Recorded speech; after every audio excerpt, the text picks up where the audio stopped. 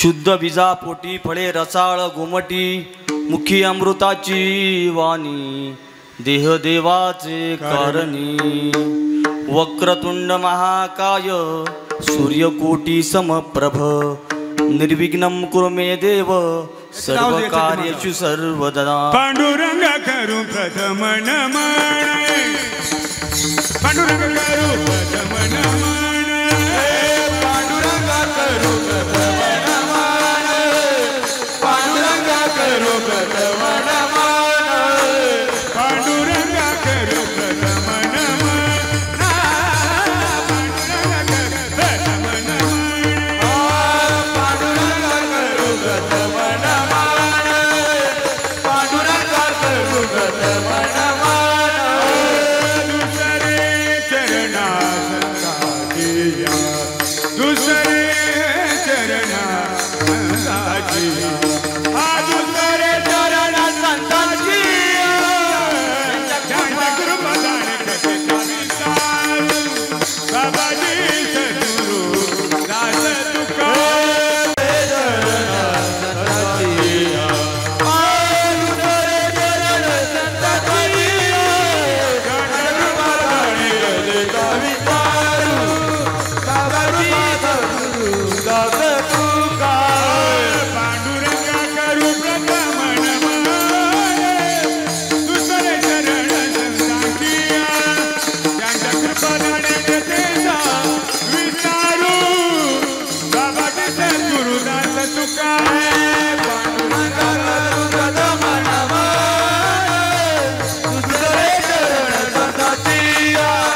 ज्यांच्या कृपादान कथेचा विस्तार बाबाजी सद्गुरु दास तुका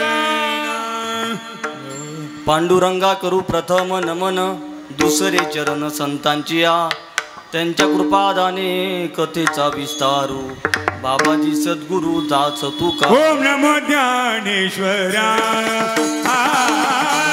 ओम नमो ज्ञानेश्वरा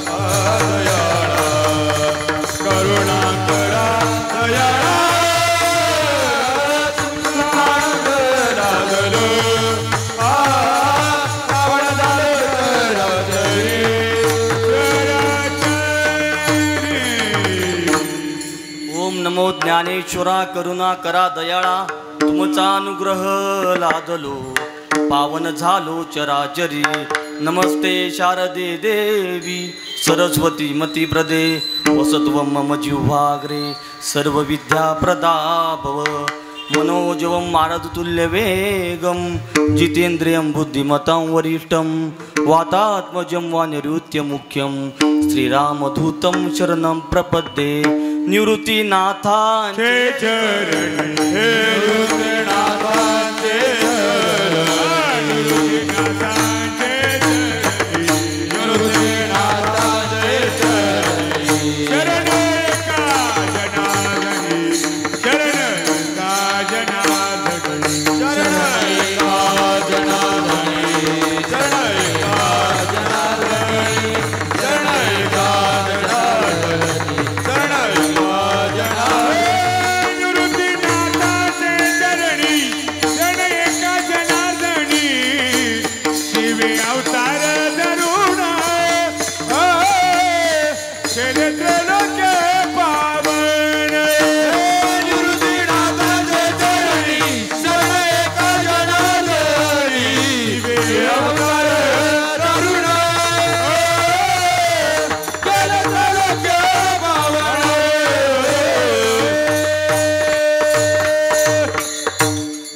नाथांचे चरणी शरण एका जनार्दनी शिवे अवतार धरून केले तर लोक्य पावन.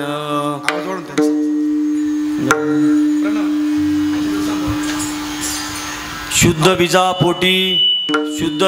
पोटी फळे रसाळ गोमटी मुखी अमृताची वाणी देह देवाचे कारणी.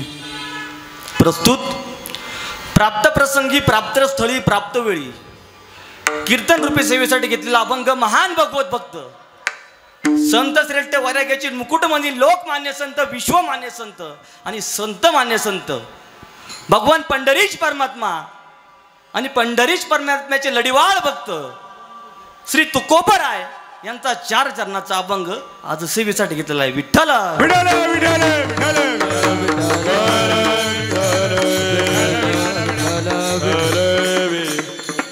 माझ्या तुकोबरायांचा जर अधिकार बघायला गेलं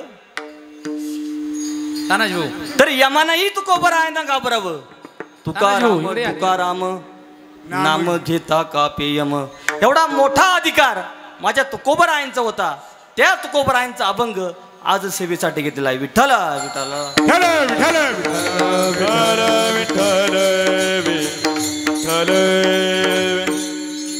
सेवेला सुरुवात करण्यापूर्वी अल्पसा पर्याय द्यायचा तो म्हणजे काही नाही.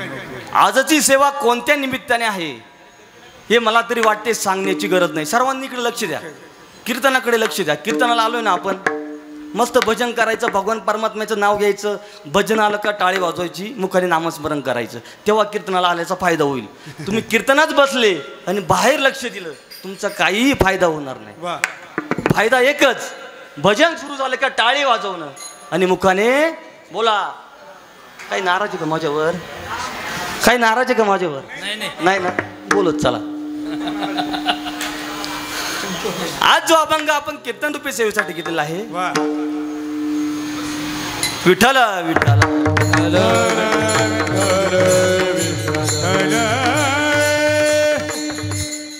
आजची सेवा कोणत्या निमित्ताने आहे हे मला तरी वाटते सांगण्याची गरज नाही, परंतु सांगणे वक्त्याचं आद्य कर्तव्य असतं. या न्यायानं हा सालावादाप्रमाणे चालू असलेला अखंड हरिनाम सप्ताह आणि या आजच्या सप्त्यातील 5व्या दिवसाची सेवा मज पामारकडे आली. बरोबर ना? मागच्या हाच म्हणते. नेमके जेवण जास्त झाले का जेवण केले नाही तुम्ही? आजच्या 3ऱ्या दिवसाची सेवा मज पामाराकडे आली. ज्यांनी कोणी माझी ही सेवा दिली हे आमचे सर्व पाथर्डेगाव भजनी मंडळ, पाथर्डेगाव ग्रामस्थ यांनी सर्वांनी एकोप्याने प्रेमाने मला आज सेवेची संधी दिली. मी सर्वांच्या चरणावर मस्तक ठेवून सेवेला सुरुवात करतो. आणि ज्यांच्यामुळे आज मी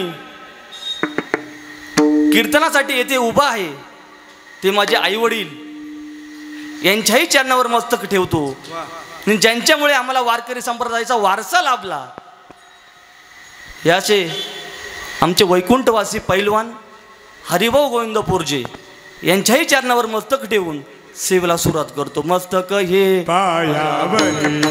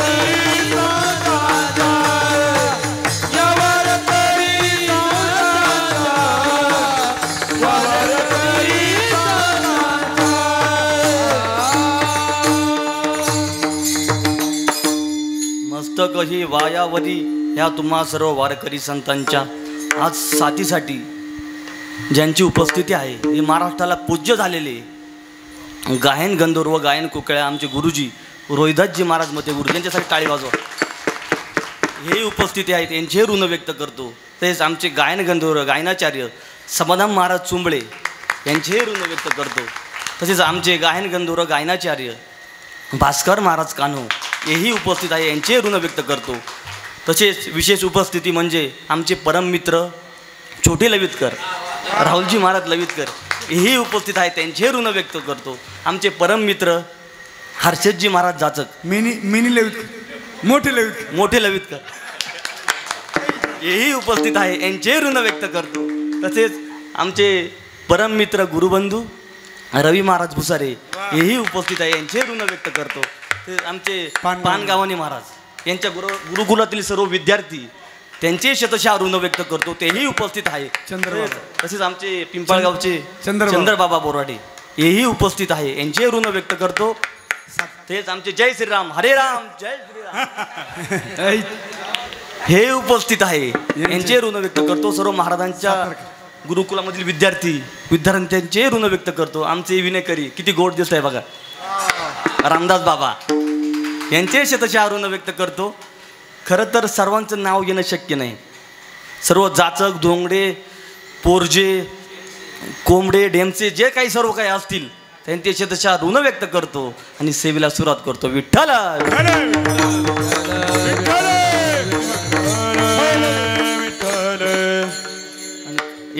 दोन महत्वाचे नाव राहून गेले, ते म्हणजे आमचे दोन खिल्लारी. एक आमचे पिंपळाचे परम मित्र, आम्ही आळंदीमध्ये सोबत राहिलो, अरे वा, एका ताटामध्ये जेवलो, असे आमचे शुभमजी महाराजगड पिंपळत हे आज एक विनंतीला मान देऊन आले, यांचे ऋण व्यक्त करतो. आमचे प्रणय महाराज सोमवंशी महिरवणी हेही उपस्थित आहे, यांचे ऋण व्यक्त. सर्वांच्या चरणावर नतमस्तक होऊन सेवेला सुरुवात करतो. विठ्ठल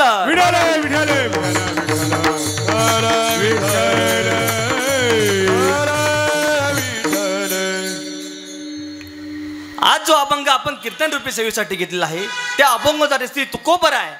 काय सांगतात की शुद्ध बीजा पोटी फळे रसाळ गोमटी. तुम्ही जर बीज शुद्ध पेरलं तर तुम्हाला फळही शुद्धच भेटणार आहे. बोलत चला बरं का, अजिबात घर टेन्शन बिन्शन असेल ते घरच सोडून या. इथं आलो एकदम फ्रेश राहा, मस्त संवाद साधा. मी बोलावं, तुम्ही पण माझ्याशी बोलावं. खेळीमेळीच्या वातावरणामध्ये सेवा संपन्न करायची आहे. आणि प्रथम म्हणजे गावचा महाराज आहे, त्यामुळे काही घाबरायचं नाही, निवांत चालून देऊ आपण 11 वाजेपर्यंत.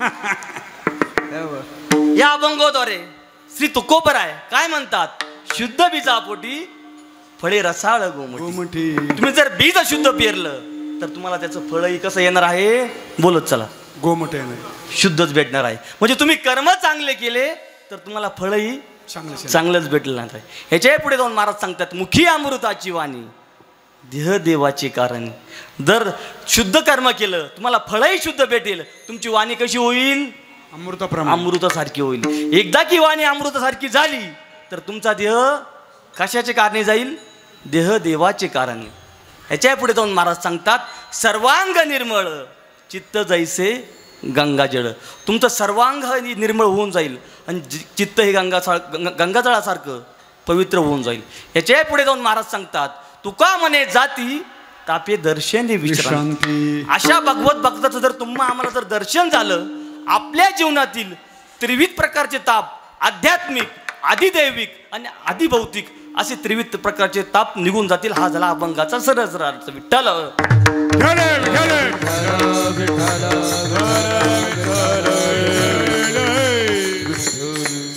महाराज सांगतात की शुद्ध बीजापोटी फळे रसाळ गोमटी. तुम्ही जर कर्म चांगलं केलं तर तुम्हाला फळही चांगलंच भेटणार आहे. म्हणून महाराज सांगतात की इतका अनमोल किमतीचा नरदेव तुम्हा आम्हाला मिळालेला आहे, त्या नरदेवाचं काहीतरी आपण सार्थक केलं पाहिजे. तुका म्हणे जन्म आल्याचे सार्थक, विठ्ठलची एक देखिलिया, विठ्ठलची एक देखिलिया, विठ्ठलची एक देखिलिया.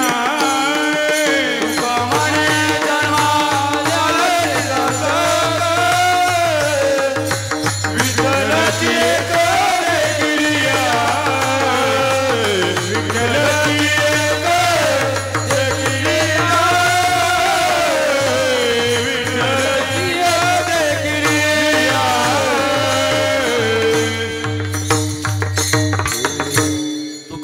जन्म आल्याचे सार्थक विठ्ठलाची एक देखलिया. म्हणजे तुम्हाला या जीवनाचं सार्थक करायचं असेल तर तुम्ही काय केलं पाहिजे? वा. भगवान परमात्म्याचं नामचिंतन. नामचिंतन केलं पाहिजे. का बरं? तर इतका अनमोल किमतीचा नरदेव संतांनी तो मावलेला मिळाला आहे. परंतु ज्यावेळेस माझे तुकोबर आहे या समाजामध्ये फिरत असताना त्यांनी अगदी सूक्ष्म दृष्टीचा विचार केला, बारकाईने विचार केला की हे लोक इतक्या अनमोल देहाला प्राप्त होऊन या नरदयाचा अनाठाही उपयोग करत आहेत. तुकोबारायनं याचंच आश्चर्य वाटतं. तुकोबाराय म्हणतात, वाटे या जनाचे थोरं आश्चर्य न करिता का विचार सोहिताचा. हे लोक आपल्या सोहिताचा विचार का करत नाही? यांनी अंतकरणामध्ये कोणावर विश्वास ठेवलेला आहे हे समजत नाही. अंतसमयाला यांची काय परिस्थिती होते कळो येईल अंतकाळी. प्रायणाचे वेळी राहती निराळी रांडापुरी सकळ. अंतसमाला हे चार चोहीकडे पांगणार आहे. अशा परिस्थितीत असताना सुद्धा हे लोक आपल्या हिताचा आणि अनहिताचा विचार का करत नाही याचं तुकोबारायांना आश्चर्य वाटतं. परंतु काही लोक महाराजांकडे गेली. महाराज, तुम्ही म्हणतात विचार करा विचार करा, अनमोल किमतीचा नरदेव भेटलेला आहे, परंतु विचार मनुष्यानेच का करावा? अन्य पशुपक्ष्यांनी का करू नये? प्राण्यांनी काय करू नये? तर महाराज सांगतात की बाळा, विचार करण्याचे सामर्थ्य फक्त मनुष्य देहाकडे आहे. पशु काय पाप पुण्य जाणती, उत्तम मध्यम भोग. उत्तम मध्यम भोग भोगिती, काय एक उपजता अमरती, बैरी अंध होती बांगळमुखी. म्हणजे विचार करण्याचे सामर्थ्य फक्त मनुष्य देहाकडे आहे आणि विचार फक्त कोण करू शकतं? याच देई घडे देवाचे भजन, याच जनी घडे देवाचे भजन, याच देई घडे देवाचे भजन, याच देई घडे देवाचे भजन, याच जनी घडे देवाचे भजन, याच टाळी वाजवायची, टाळी. देवाचे भजन, याच देई घडे देवाचे भजन, याच देई घडे देवाचे भजन. आणि कहे ज्ञान नाही कोठे, आणि कहे ज्ञान नाही कोठे, याच देई घडे देवाचे भजन, याच देई घडे देवाचे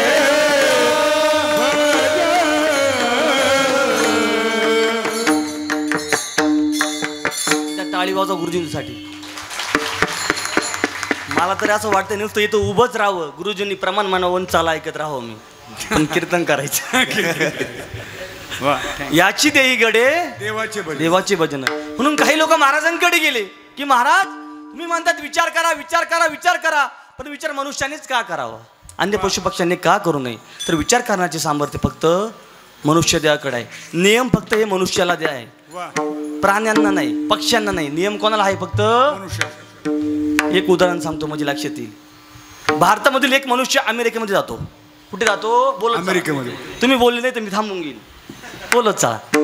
भारतामधील एक मनुष्य अमेरिकेमध्ये जातो, म्हणून त्याला अर्जंट लघवी लागते. म्हणून तो काय करतो? आता भारतीय संस्कृती म्हटल्यावर आपल्याकडं नियम आहे का? आपण काही सिग्नल पाळत नाही, आपले नियमच लय वेगळे. आणि मग त्याला बाथरूम लागल्यानंतर तो रस्त्याच्या कडेला बाथरूम करायला सुरुवात करतो. तेवढ्यात पोलिसांची गाडी येते. कोणाची?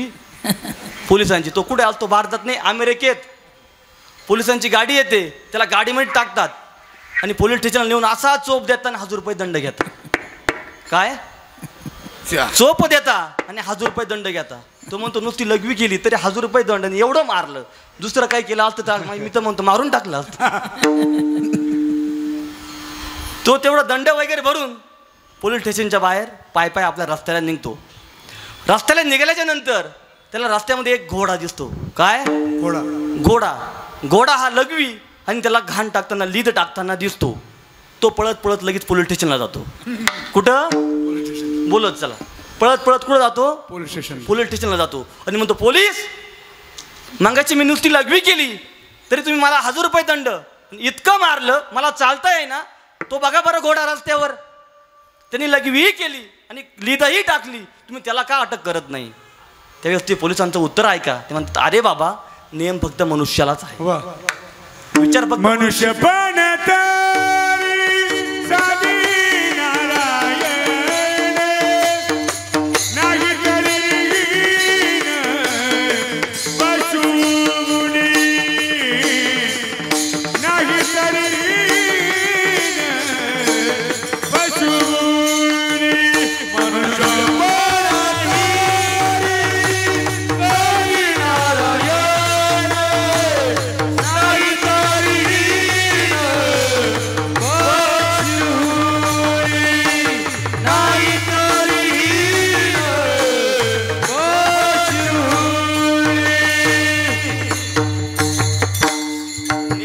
फक्त बोलत चला. नियम कोणाला आहे? नियम फक्त मनुष्याला आहे. अन्य पशु पक्ष्यांना प्राणी मात्रांना नियम नाही. म्हणून नाथ महाराज सांगतात की बाहुली मनुष्य देही निज ज्ञान घातली पाहिजे. म्हणजे मनुष्य देहामध्ये निज तत्वाचं सुद्धा देखील ज्ञान आहे. मनुष्य देहामध्ये शक्ती पण आहे, परंतु ती कशी आहे? ती सुप्त आहे. ती प्रगट करायची असेल तर तुम्हाला संतांची संगती करावी लागेल. ती प्रगट कशी होते तर रामायणामधील उदाहरण सांगतो. ज्यावेळेस प्रभू रामचंद्रांनी नळ, नीळ, सुग्रीव, जामवंत आणि हनुमंतराय या 5 जणांना सीतेच्या शोधाकरता पाठवलं. आता मला सांगा, सीतेच्या शोधाकरता पाठवलं, सीतेला कोणी पळवून नेलं होतं? कुठं? वायपांगरीला. ती वायपांगरी म्हणते. सीतेला कुठं पळवून नेलं होतं? लंकेमध्ये.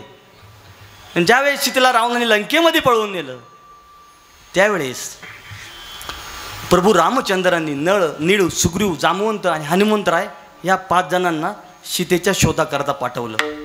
आणि ज्या सीतेच्या शोधाकरता पाठवलं त्यावेळेस आड भला मोठा समुद्र लागला.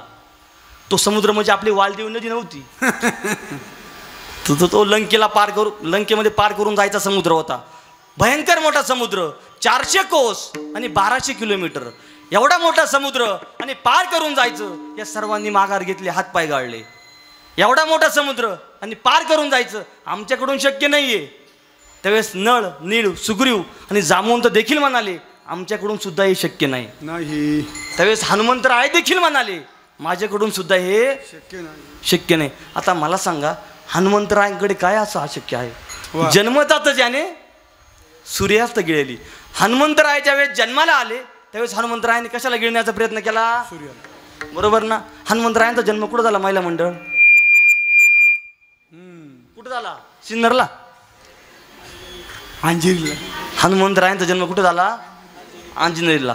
ज्यावेळेस हनुमंतरायांचा जन्म झाला त्यावेळेस हनुमंतराय ज्यावेळेस जन्माला आले त्यांना असं वाटलं सूर्य म्हणजे एक प्रकारचं ॲपल आहे का काय, म्हणून लगेच उड्डाण केलं आणि सूर्याला गिळण्याचा प्रयत्न केला. मग जामवंत हनुमंतरायांना त्यांच्या शक्तीची आठवण करून देतात की हनुमंतराय, तुमच्यामध्ये शक्ती आहे परंतु ती सुप्त आहे. ज्यावेळेस तुम्ही सूर्याला गिळण्यासाठी उड्डाण केलं त्यावेळेस इंद्राने वज्र मारला, इंद्रास्त्र मारलं आणि मारुतीराय बेशुद्ध पडले. काय पडले? बेशुद्ध पडले. मारुतीरायांचे पिता कोण? ब्रह्मदेव. कोण? वायुदेव. बरोबर ना? मारुतीरायांचे पिता कोण? वायुदेव. वायुदेवाने संप पुकारला. एवढ्या कवड्या स्थितीमध्ये माझ्या एवढ्या छोट्या बालकाला बाण मारावा, शस्त्र मारावं, हे युद्धनीतीच्या, धर्मनीतीच्या बाहेर वर्तन आहे. वायुदेवाला भयंकर राग आला. वायुदेवाने संप पुकारला.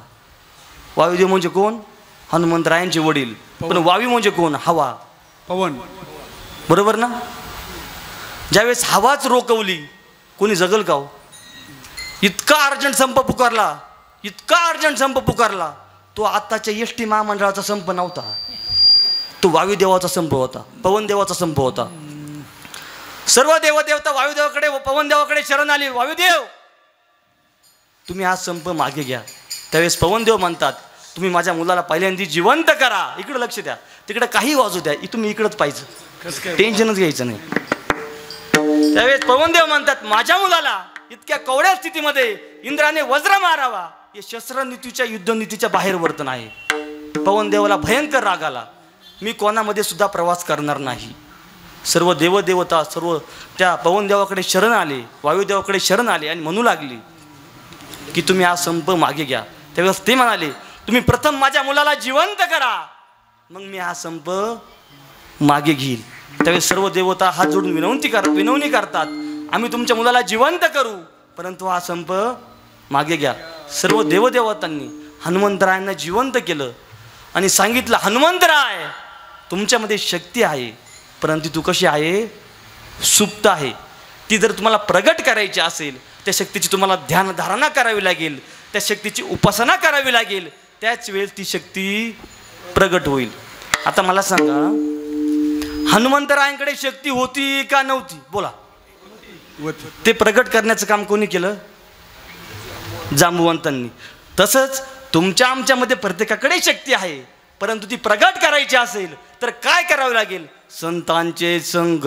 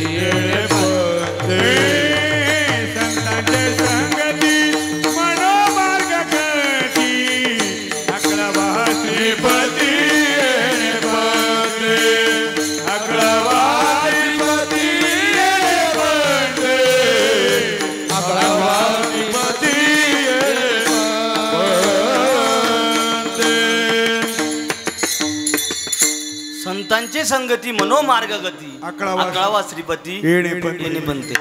म्हणजे तुम्हाला आपल्या नरदेवाचं सार्थन करून घ्यायचं असेल तर तुम्हाला एकच करावं लागेल. काय करावं लागेल?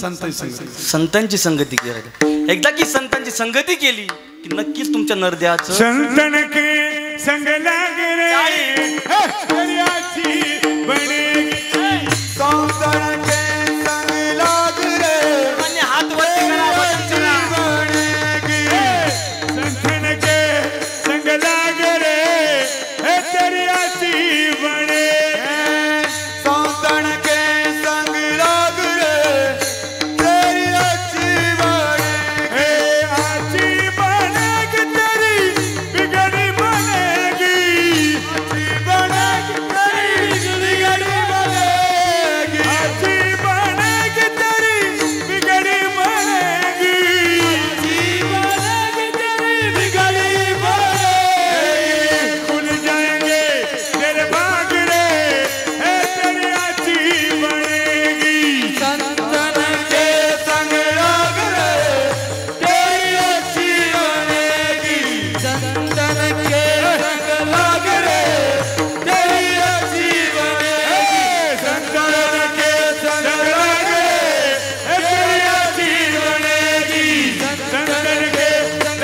लाग रे तेरी आची बनेगी. टाळी. चाल आवडली की लगेच टाळी वाजवायला सुरुवात करायची. माझी वाटच बघायची नाही. वाटणे बघा संतन की संगती लाग रे बडी अच्छी लगेगी. म्हणजे तुम्ही त्या संतांचं जर नामस्मरण केलं वा. तर नक्कीच तुमच्या जीवनाचं सार्थक झाल्याशिवाय राहणार नाही. तुम्ही म्हणशाल महाराज तुम्ही म्हणतात संतांची संगती करा, संतांची संगती करा, संतांचं नामस्मरण घ्या, परंतु झालाय का कोणाचा उद्धार आतापर्यंत? तर आपलाच नाही आपल्या अगोदर कित्येकांचा उद्धार झालेला वा. आहे. उदाहरण सांगू. आता मला सांगा तुम्ही पंढरपूरला गेले असेल बरोबर? बोलत चला. पंढरपूरला जाता ना सगळे? आपल्या गावची दिंडी चालते हा म्हणा. हो म्हणा हो सर्व पंढरपूरला गेले असेल. पंढरपूरला कशाचं मंदिर आहे? पांडुरंगाचं. तुम्ही आळंदीला गेले असतील. आळंदीला कशाचं मंदिर आहे? माऊली ज्ञानोबरायांची समाधी आहे. तुम्ही देहूला गेले असतील. तुकोबरा देहूला कशाचं मंदिर आहे? तुकोबरांचं तुम्ही जेजूरला गेले असतील, खंडोबा राहायचं. खंडोबरायच.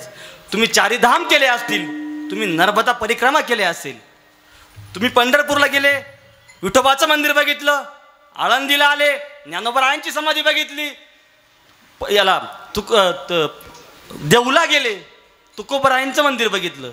आता मला सांगा, तुम्ही भिंतीचं मंदिर बघितलंय कुठं? तुम्ही म्हणशाल काही बोलायला लागला का तू?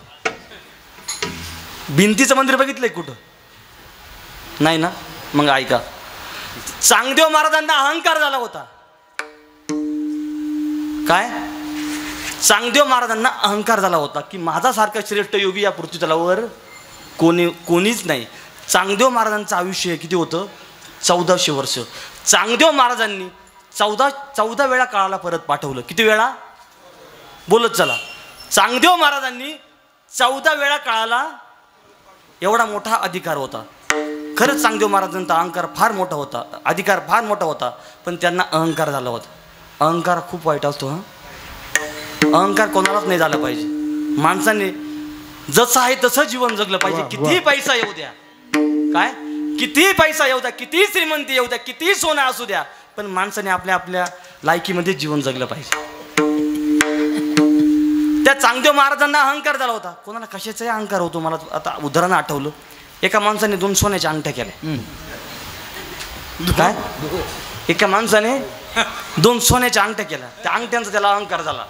इतका अहंकार झाला, इतका अहंकार झाला, तो कधीच बाजारात जात नव्हता. कधीच, इकडे लक्ष द्या, कधीच बाजारामध्ये जात नव्हता बरं का. तो त्या दिवशी अंगठी केल्यामुळे, आता अंगठी केल्यामुळे कोणतरी विचारावं आपल्याला, अंगठ्या केल्यामुळे तो त्या दिवशी बाजारामध्ये गेला. बाजारामध्ये एक पिशवी हातामध्ये, दोन्ही हातामध्ये अंगठ्या, अशात बोट अशीच हलवत चालला. लोक म्हणतात झालंय काय याला? आता बरा होता कालपर्यंत, अचानक झालंय काय याला? बाजारामध्ये गेला, नवीनच सोन्याच्या अंगठ्या. त्याला असं वाटतं, आता हे बा माणसाला कसं असतं, एखाद्या बाईने जर सोन्याची पोत केली ना, ती कवर अशी बाहेरच मिळवून अशी बाहेरच ठेवती, साडीच्या बाहेर. त्यांचं सांगा.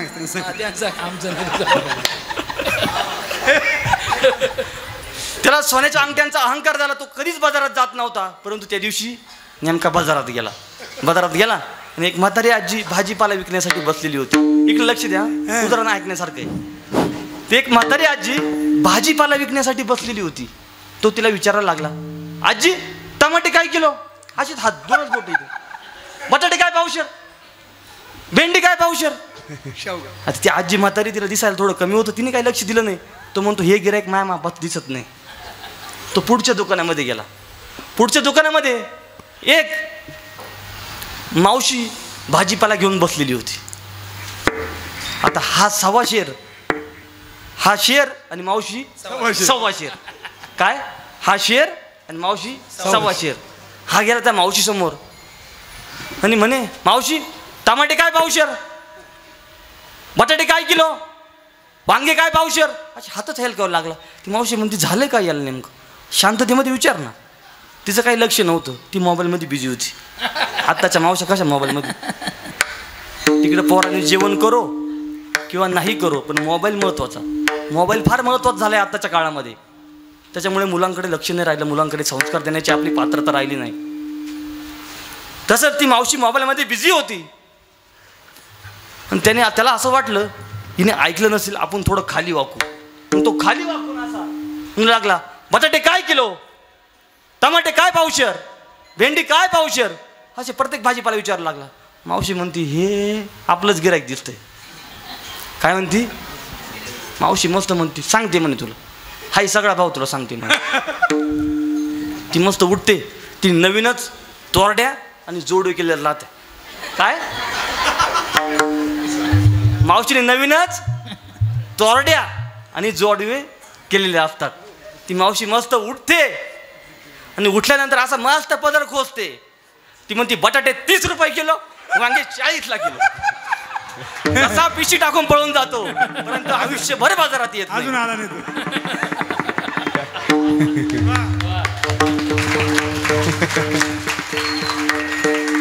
सांगण्याचे तात्पर्य, अहंकार माणसाला मेरू तो समान भार देवा देवा, मेरू तो समान भार देवा. मेरू तो समान भार देवा,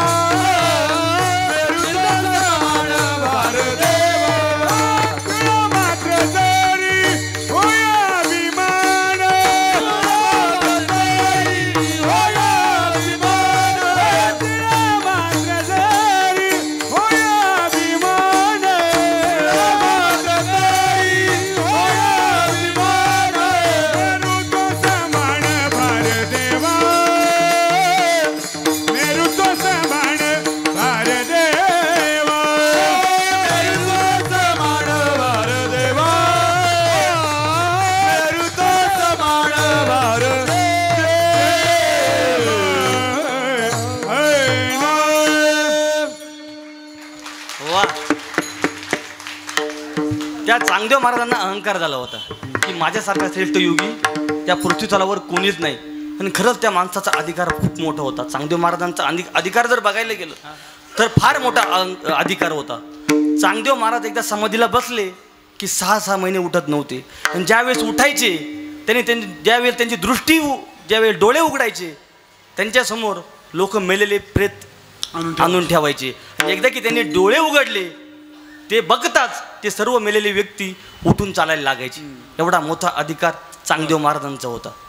आणि त्या चांगदेव महाराजांना अहंकार झाला होता. ते चांगदेव महाराज ज्ञानोबरायांच्या भेटीसाठी वाघावर बसून आणि सर्पाचा चाबूक घेऊन हजारो लाखो भक्त आपल्याबरोबर घेऊन आळंदीला भेटीसाठी निघाले ज्ञानोबरायांच्या. ही बातमी ज्ञानोबरायांपर्यंत जाते. ज्यावेळेस ज्ञानोबरायांना समजतं की चांगदेव महाराज वाघावर बसून आणि सर्पाचा चाबूक घेऊन आपल्या भेटीसाठी येत आहे आणि बरोबर असंख्य हजारो लाखो आपलं शिष्यमंडळ आहे, यांचा अहंकार दूर केला पाहिजे.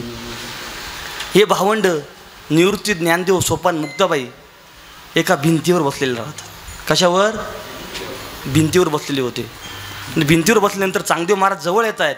ज्ञानोबराय त्या भिंतीला आदेश देत आहे की बाई चांगदेव चालविली जड भिंती हरली चांगयाची भ्रांती हरली चांगयाची भ्रांती चालविली जड भिंती हरली चांगयाची भ्रांती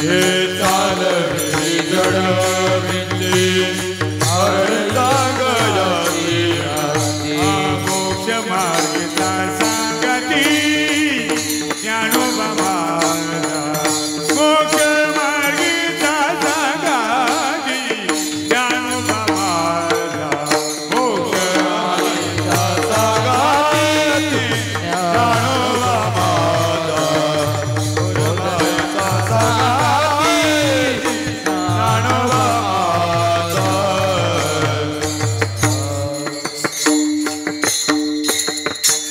चालविली जड भिंती हरली चांगव्याची भ्रांती. म्हणजे ज्ञानोबरायांनी त्या भिंतीला आदेश द्यावा आणि ती भिंत सजीव प्राण्याप्रमाणे चालायला लागावी इतका मोठा अधिकार ज्ञानोबरायांचा होता. त्या भिंतीचा आजही बघायला जा तुम्ही. आळंदीमध्ये मंदिर आहे. आजही तुम्ही बघायला जा. प्रदक्षिणा रोडला गेले तर ज्ञानोबरायांनी जी भिंत चालवली त्या भिंतीचं आजही मंदिर बघायला भेटेल. म्हणजे भिंतीचा आणि ज्ञानोबरायांचा काही काळ काही क्षण संबंध आला तर निर्जीव भिंतीचे मंदिर व्हावं तर तुम्ही आम्ही काय हो. याच्या पुढे जाऊन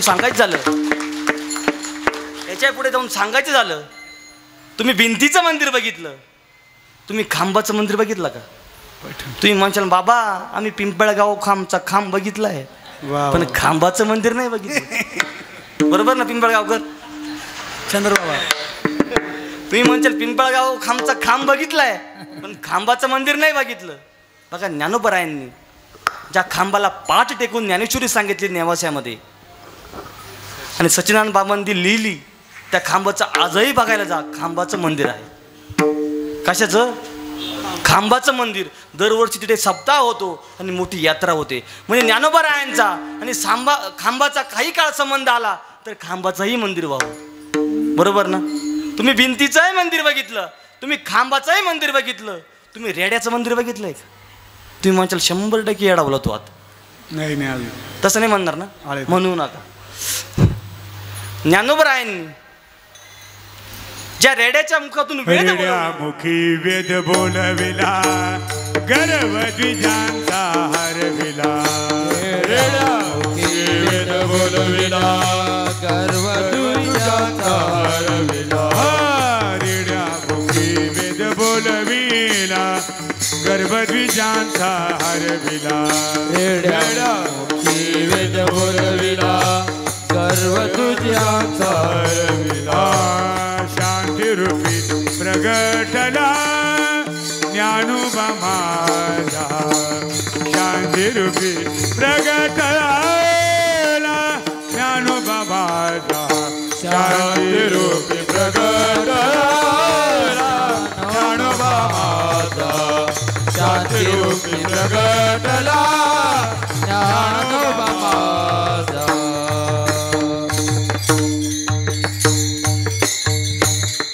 ज्ञानोबरायांनी ज्या रेड्याच्या मुखातून वेद बोलवले त्या रेड्याची समाधी आळेफाट्याला जाऊन आजही जाऊन बघा. त्या रेड्याची समाधी आहे. त्या चौघा बाबांच्या हात एकमेव समाधी आहे महाराष्ट्रामध्ये की त्या ज्या समाधीला ज्ञानोबर आहे, मुक्ताबाई, सोपन काका, निवृत्तीनाथ दादा या चौघांचे हात लागले आहे. आजही जाऊन बघा तिथे समाधी आहे. म्हणजे ज्ञानोबरायांच्या सानिध्यामध्ये जाऊन भिंतीचंही मंदिर व्हावं, खांबाचंही मंदिर व्हावं, रेड्याचंही मंदिर व्हावं. तर तुम्ही आम्ही सामान्य रेडे ना हो, आपला का उद्धार होणार नाही. म्हणून महाराज सांगतात तुम्हाला जर उद्धार करून घ्यायचा असेल, तुम्ही ज्या कुळामध्ये जन्माला आले आहेत ना, मग तुम्ही काय काय चांगलं केलं पाहिजे हेच महाराज अभंगाच्या प्रथम चरण. शुद्ध बीजा पोटी, शुद्ध बीजा पोटी, शुद्ध बीजा पोटी, शुद्ध बीजा पोटी, शुद्ध बीजा पोटी, शुद्ध बीजा पोटी, शुद्ध बीजा पोटी, शुद्ध बीजा पोटी, शुद्ध बीजा पोटीवर शुद्ध बीजा पोटी, वा शुद्ध बीजा पोटी, शुद्ध बीजा रिदम रिदम शुद्ध बीजा पोटी, शुद्ध बीजा पोटी, शुद्ध बीजा पोटी, शुद्ध बीजा पोटी. ओरे रसाळे गोमटी, ओरे रसाळे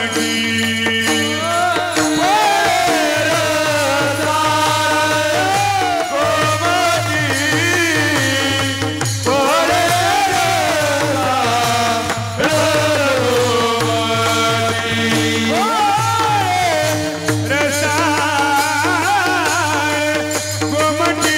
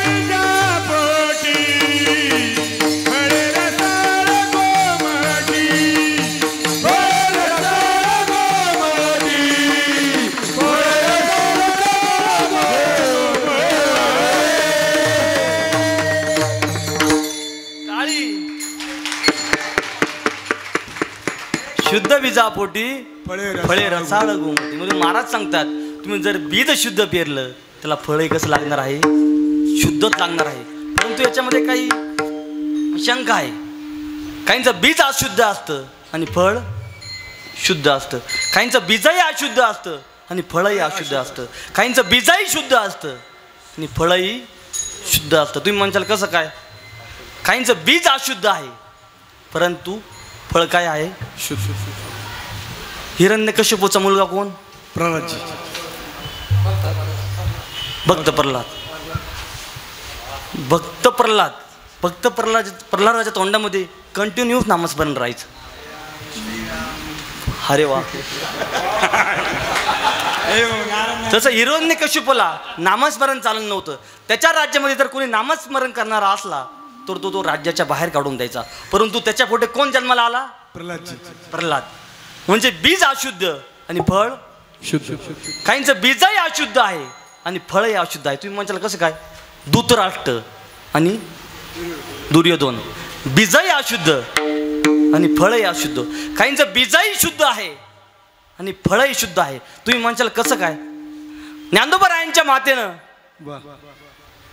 ज्ञानोबारायांच्या मातेनं पिंपळाला 1.25 प्रदक्षिणा माराव्या आणि त्यांच्या पोटी ज्ञानोबा, निवृत्तीनाथ दादा, सोपान काका, मुक्ताबाई असे संत जन्माला यावे. बीजही शुद्ध आणि फळही शुद्ध. बरोबर ना?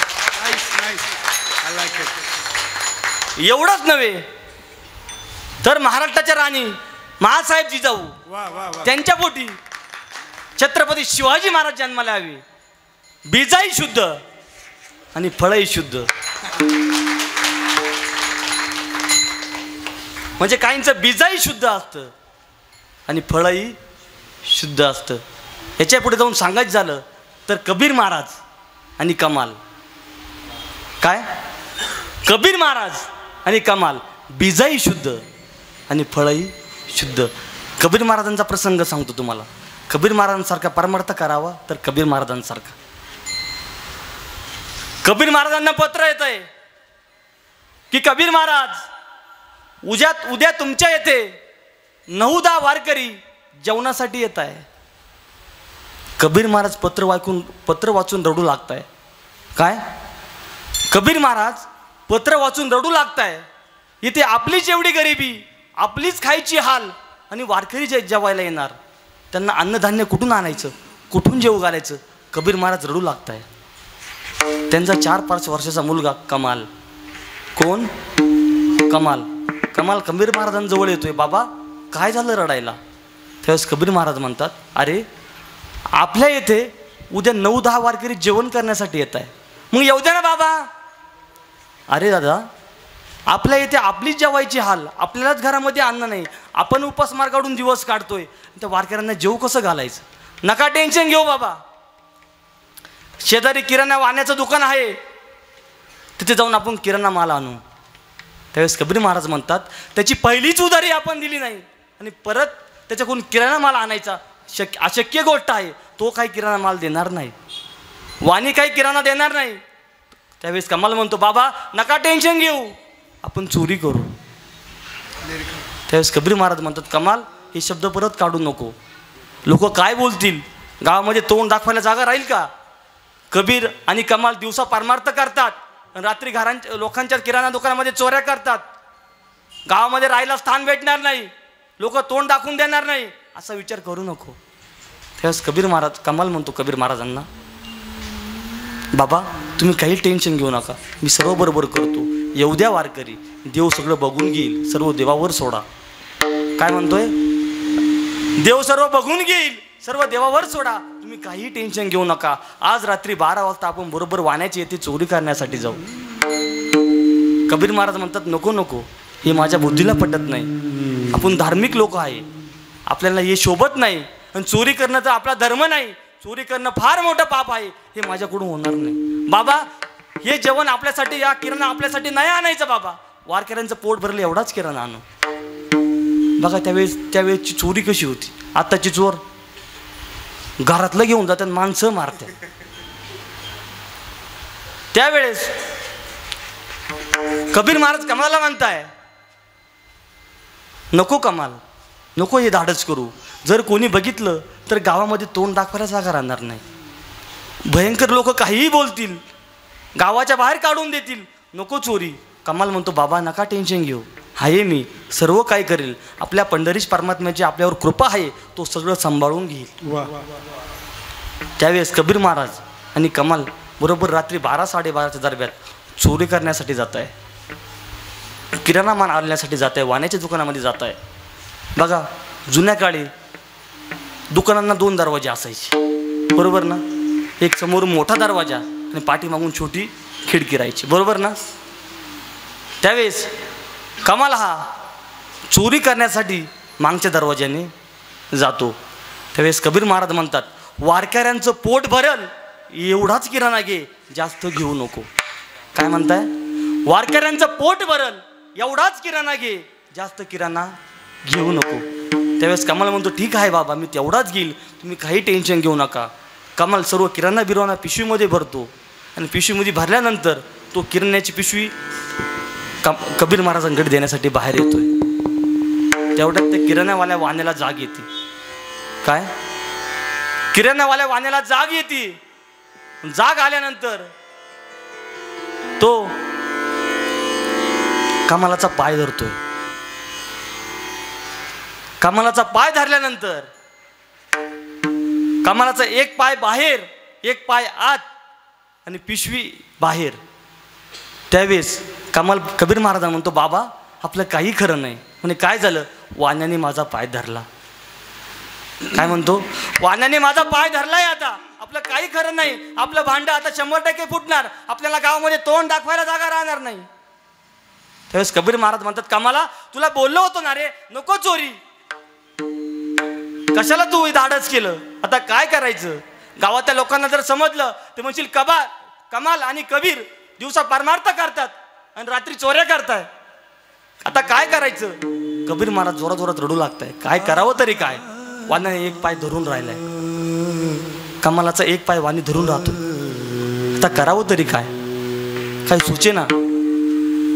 त्यावेळेस कमल कबीर महाराजांना म्हणतो बाबा एक करशाल? हात जोडून विनंती आहे, एक करशाल? म्हणजे काय? ही शेजारी तलवार दिसतीये, ती तलवार घ्या आणि माझं शिर उडवून टाका, माझी मान कापून टाका. त्यावेळेस कबीर महाराज म्हणतात वेडा झाला का बाळा? तुझी मान उडवू मी? माझ्याकडून होणार नाही. बघा वारकऱ्यांना जेव घालण्यासाठी जगातला पहिला बाप आहे, आपल्या मुलाचं शिर कापून वारकऱ्यांना जेव घालतो पहिला बाप कबीर महाराज. पहिला बाप आहे महाराज, पहिला बाप की वारकऱ्यांना जेव घालण्यासाठी स्वतःच्या पोराची मान कापणारा, शिर कापणारा पहिला बाप कबीर महाराज. त्यावेळेस कबीर महाराज तलवार घेत आहे आणि कमलाची मान कापून टाकताय. ते शिर पिशवीमध्ये घेऊन तो किराणा घेऊन घरी जात आहे. म्हणजे एकदा की मान कापली लोकांना समजणार नाही हा मुलगा कोणाचा आहे. वारकरी शांततेमध्ये जेवून जातील. ते शिर घेऊन, ते मुंडकं घेऊन कबीर महाराज घरी जात आहे. आपल्या बायकोला सर्व हकीकत सांगताय. बघा जगामधली पहिली आई कबीराची आई आहे, कमलाची आई आहे. आपल्या मुलाचं शिर घालत असताना ओव्या गाऊन स्वयंपाक करणारी पहिली आई कमलाची आहे. काय? आपल्या मुलाचं शिर घरामध्ये असताना ओव्या गाऊन स्वयंपाक करणारी पहिली आई कमलाची आई आहे. ओव्या गाऊन स्वयंपाक करते. मनातून बाहेर भयंकर रडू येत आहे, परंतु वारकरी उपोषी नाही गेले पाहिजे. स्वयंपाक करते, वारकरी येत आहे. वारकरी आल्यानंतर पोटभर जेवण वगैरे करताय, जेवण वगैरे होतं, दुपारची विश्रांती करताय. दुपारची विश्रांतीही होती. वारकरी म्हणतात आता 4 वाजले, आम्ही आमच्या प्रवासाला निघतो. असं म्हटल्यानंतर कमलाची आई घरामध्ये जायची, मन भरून रडायची, पण परत डोळे पुसून वारकऱ्यांसमोर यायची. वारकऱ्यांना शेवटपर्यंत समजू दिलं नाही की घरात माझ्या मुलाचं शिर आहे. हे सर्व झाल्यावर सर्व वारकरी आपल्या पायी दिंडीसाठी निघताय. इकडे गावामध्ये जिकडे तिकडे चर्चा सुरू होते, हे धड कोणाचं आहे, बिना शिराचं धड कोणाचं आहे, कोणाला ओळखू येईना. जिकडे तिकडे गावामध्ये चर्चा होती, कोणाचं शिर आहे, कोणाचं शिर आहे, तपास लागेना. ते शिर तसंच गावाबाहेर अटकवून ठेवताय. काय? गावाबाहेर ते शिर तसंच अटकवून ठेवताय. ही दिंडी निघते, त्यांचं भजन सुरू होतं. ज्ञानोबा माऊली तुकाराम तुकाराम, ज्ञानोबा माऊली तुकाराम, ज्ञानोबा माऊली तुकाराम. भजन करा.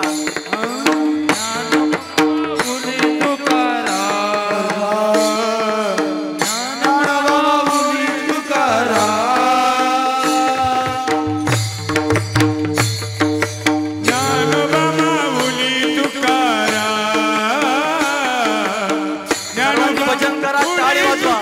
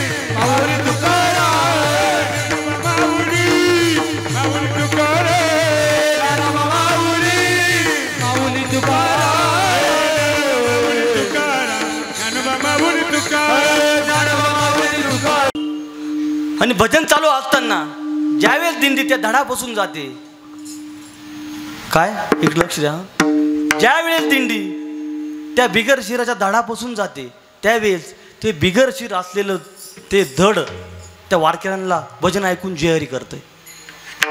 काय शिर नसलेला, मुंडकं नसलेला तो कबीर कमाल वारकऱ्यांना जेहरी करतोय. त्याच्यामध्ये एका वारकऱ्याचं लक्ष त्या धडाकडे जातंय. म्हणे कोण महात्मा असेल, कोणत्या महात्म्याचा मुलगा असेल बरं हा, की बगर शिर नसताना वारकऱ्यांना जेहारी करतोय. सर्वांना आश्चर्यचकित वाटतोय. तो एक वारकरी कबीर महाराजांजवळ येतोय. कोणाचा मुलगा आहे हा? धन्य माता पिता तयाची हा. कोणाचा मुलगा आहे? बिगर शिर असताना नुसतं धडच आहे तरी जेहारी करतोय. ते पण हात वरती करून.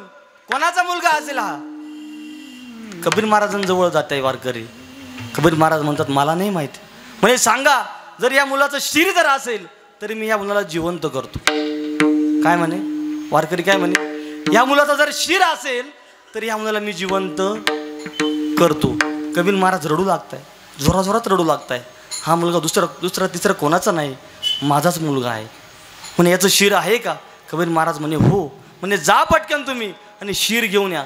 कबीर महाराज पळत पळत जात आहेत आणि शिर घेऊन येत आहे, मुंडकं घेऊन येत आहे आणि वारकरी हातात घेत आहे. कबीर महाराज जसा आहे तसा जिवंत होतोय.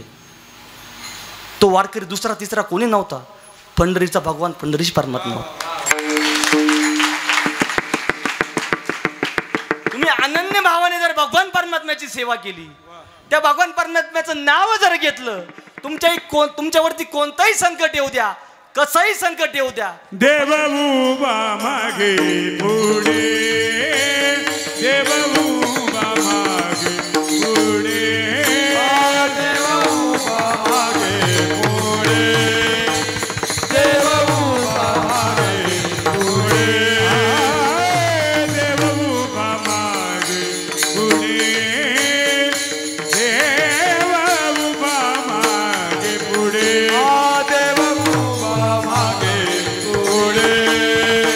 देव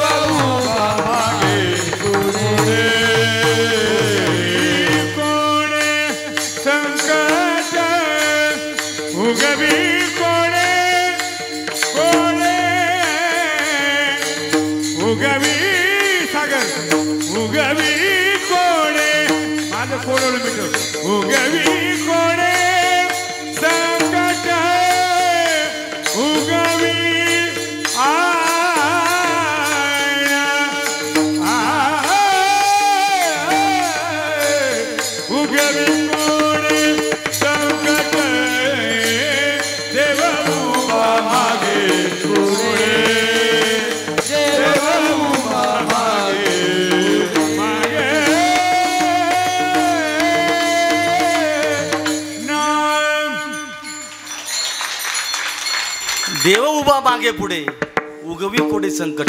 तर तो भगवान परमात्मा तुमच्यावरती बरोबर असेल ना, तुमच्यावर कोणतंही संकट येऊ द्या, कसंही संकट येऊ द्या, तो भगवान परमात्मा निवारण केल्याशिवाय राहणार नाही. परंतु निवारण केव्हा करेल? तुमचे कर्म कसे असले पाहिजे? शुद्ध. तर तुम्ही शुद्ध कर्म केले तर तुम्हाला फळही शुद्धच भेटेल. तुम्ही कर्म चांगले केले तर तुम्हाला फळही चांगलेच भेटेल. मग तुम्ही जर कर्म चांगले केले तर तुमची वाणी कशी असेल? मुखी अमृताची वाणी मुखी अमृताची वाणी अमृताची वाणी अमृताची वाणी देवाचे कारणे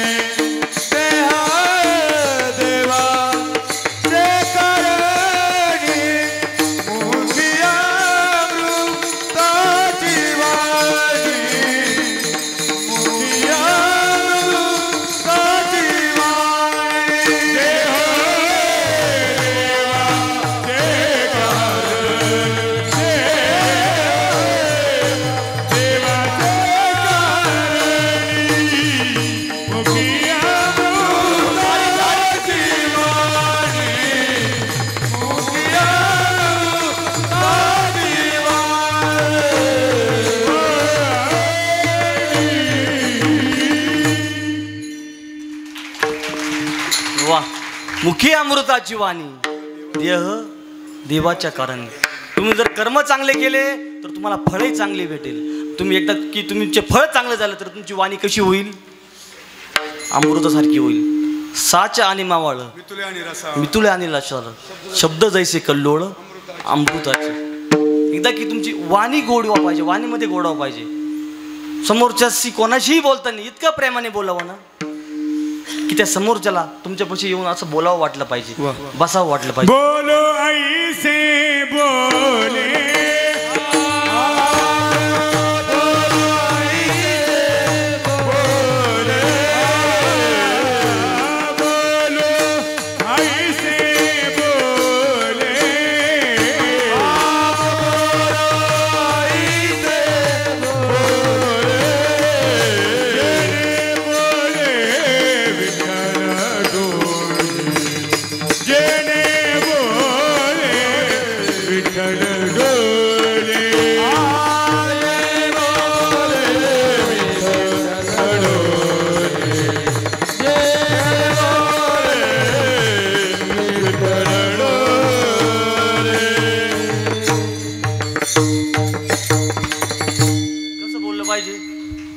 गोड बोललं पाहिजे.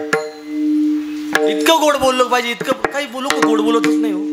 काही माणसं गोड बोलतच नाही. एका ठिकाणी कार्यक्रमाला गेलो आम्ही बरं का गुरुजी. गुरुजी नव्हते आमच्या बरोबर. एका ठिकाणी कार्यक्रमाला गेलो. तिथे जेवण वगैरे केलं.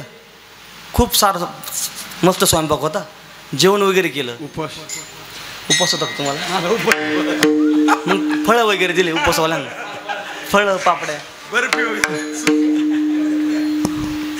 जेवण वगैरे झालं. आणि तिथला एक म्हातारा गृहस्थ आला, माणूस आला. म्हणे महाराज कसं काय झालं जेवण? म्हणलं खूप गोड झालं, खूप छान. म्हण असं घरी भेटतं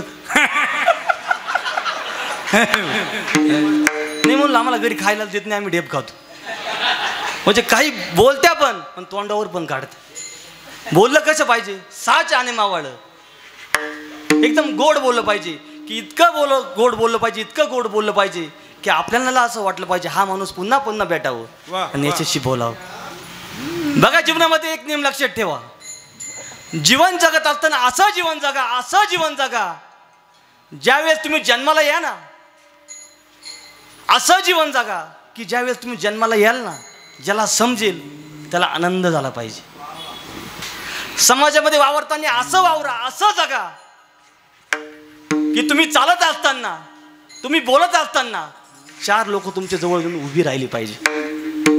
आणि मारताना असं मारा की ज्याला समजेल त्याच्या डोळ्यातून पाणी आलं पाहिजे. असं जीवन जगा. आता टाळी पण मी सांगू का वाजव? आवडलं तर वाजवत चला ना. जब हम पैदा हुए हम रोए जग हंसे, ऐसी करनी कर चलो हम हंसे जग रोए कबीरा, हम हंसे जग रोए। बार तुम्हारी विठोबा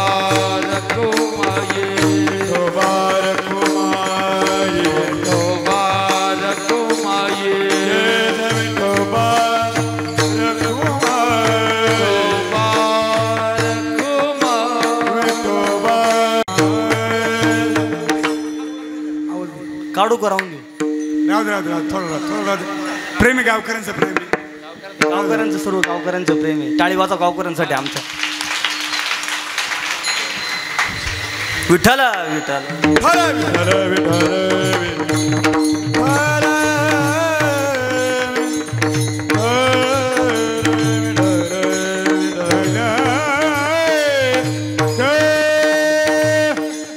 सर्वांग निर्मळ चित्त जैसे गंगाजळ. जर तुमचं सर्वांग निर्मळ झालं तर चित्त गंगाजळासारखं पवित्र होतं. हे गुण सर्व ज्या साधकामध्ये जातात हेच अभंगाच्या शेवटच्या. तुका म्हणे जाते, तुका म्हणे जाते, तुका म्हणे जाते, तुका म्हणे जाते, तुका म्हणे जाते, तुका म्हणे जाते, तुका म्हणे जाते, तुका म्हणे जाते, तुका म्हणे जाते, तुका म्हणे जाते, तुका म्हणे जाते, तुका म्हणे जाते, तुका म्हणे जाते, तुका म्हणे जाते,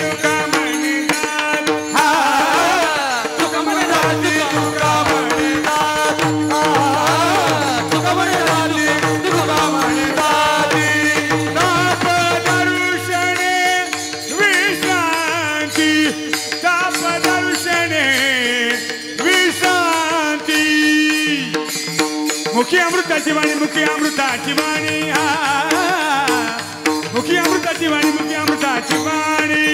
ताप दरुष देवी ज्योती, ताप दरुष देवी ज्योती, मुखी अमृताची वाणी, मुखी अमृताची वाणी, मुखी अमृताची वाणी, मुखी अमृताची वाणी, मुखी अमृताची वाणी, मुखी अमृताची वाणी.